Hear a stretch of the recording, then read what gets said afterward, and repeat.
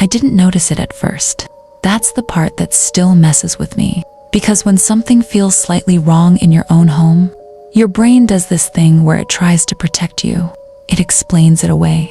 Like maybe you're tired, maybe you forgot, maybe you're just imagining it. But I know what I saw, because the first time it happened, it wasn't obvious. It was just one photo, my family photo, the one from last Christmas, except something was off. My mother's smile was different, not in a dramatic way, in a subtle way that makes your stomach drop without knowing why. And I remember standing there, just staring at it, thinking that's not the same photo. But here's the worst part. I live alone. No one has keys. No one visits. At least, no one who tells me they do. And I was about to learn. That wasn't the first time it had been replaced. Because when I checked the rest of my photos, I realized something terrifying. They had all been changed. I walked closer. My hands were shaking without me realizing. Every single photo on my wall, family vacations, birthdays, graduation day, they were all slightly wrong. Same people, same poses, same frames, but tiny differences. A tilt of a head, a missing object, a smile that lasted too long. And then I noticed something that made my throat tighten. There was a new photo, right in the middle, one I had never printed. It showed my family standing in front of my house, waving, smiling, except I wasn't in it.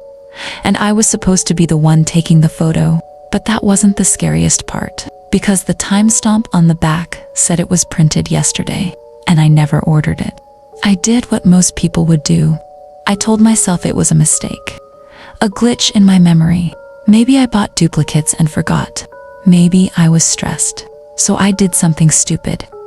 I took every frame off the wall, laid them on my bed, and compared them, one by one. That's when I found it. A photo of me as a child, sitting in my father's lap.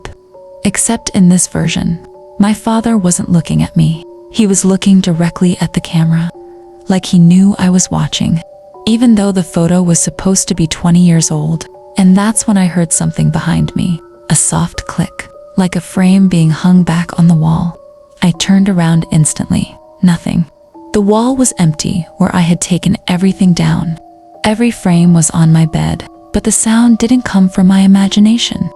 I checked the hallway, empty. Kitchen, empty. Bathroom, empty. Then I saw it. A single photograph had been placed back on the wall, perfectly centered, perfectly straight, like someone wanted me to notice it. And in that photo, my bedroom door was slightly open, behind me, but my bedroom door had been closed the entire time. I was sure of it. That night, I didn't sleep. I sat in the dark, watching the frames, waiting. At 2:13 a.m., I heard it. Footsteps, slow. Inside my apartment, but not walking. More like arranging things. Then silence. Then a soft whisper, not words, just breath. Right outside my room, I didn't move. I didn't breathe. And then, my wall clicked. One frame shifted, just slightly, like it had been adjusted. And that's when I realized, whatever was doing this, was in here with me. The next morning, I checked everything. No signs of forced entry, no broken locks, no footprints. But one thing was missing, a memory. A photo from my teenage years, gone, completely replaced.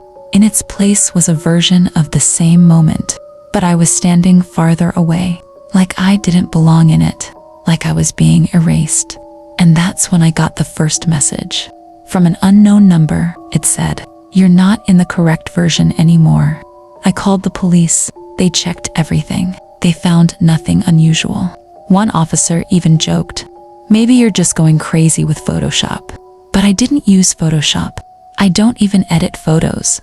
And then the officer said something I'll never forget. He looked at one of my frames and said, "Wait, wasn't there 3 people in this photo?" Now there were 4.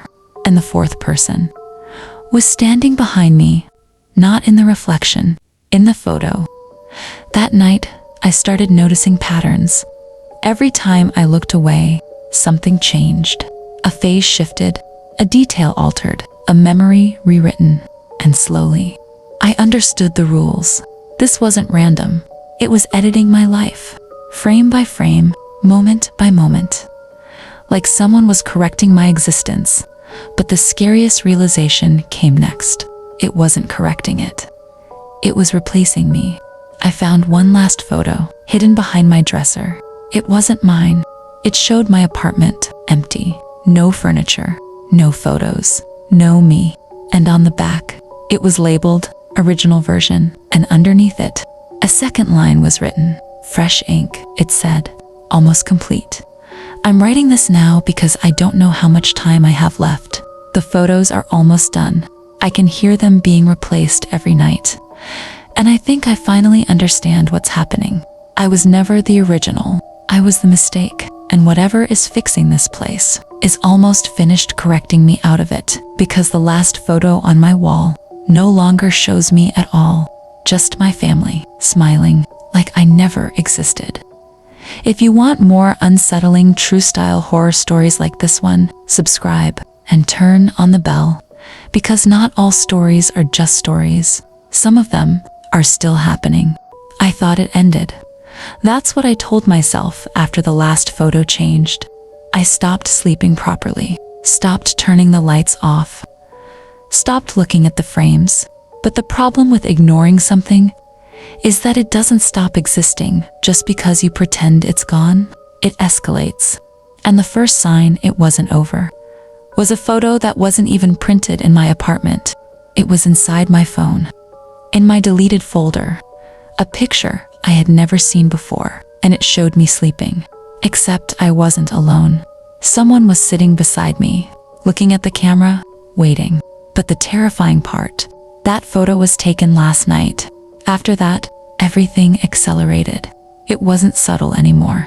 I would blink, and a photo would change. A smile would disappear.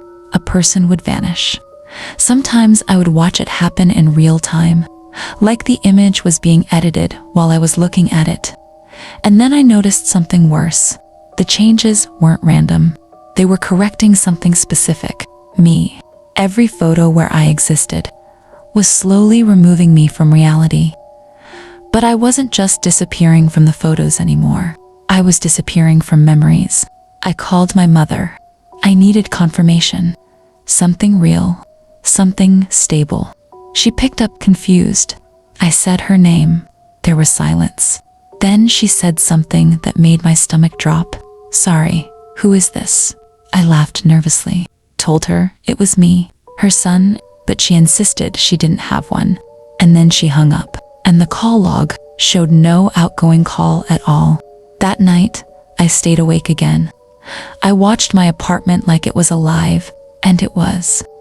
Because things were moving when I wasn't looking directly at them. A chair slightly repositioned.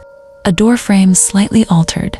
A photo rotated a few degrees more each time I blinked. But the worst part was the sound, soft scratching behind the walls, like paper being replaced, frame by frame, version by version. And then I saw it. A photo I had already removed had returned, but this time it wasn't on the wall. It was inside the wall. I finally saw it, not in reflection, not in photos. In the hallway, a figure standing perfectly still, holding something, a frame, my frame. And even though I couldn't see its face, I knew it was looking at me, because every photo in the apartment turned toward me at once, all at the same time. Then it whispered something I didn't understand, but my phone translated it automatically. The text appeared on my phone without notification, no sender, just words. You were not removed. You were never selected. You are the leftover version. And then a second message. We are correcting the timeline. That's when I realized this wasn't haunting me. It was auditing me, and I wasn't the only thing being corrected anymore.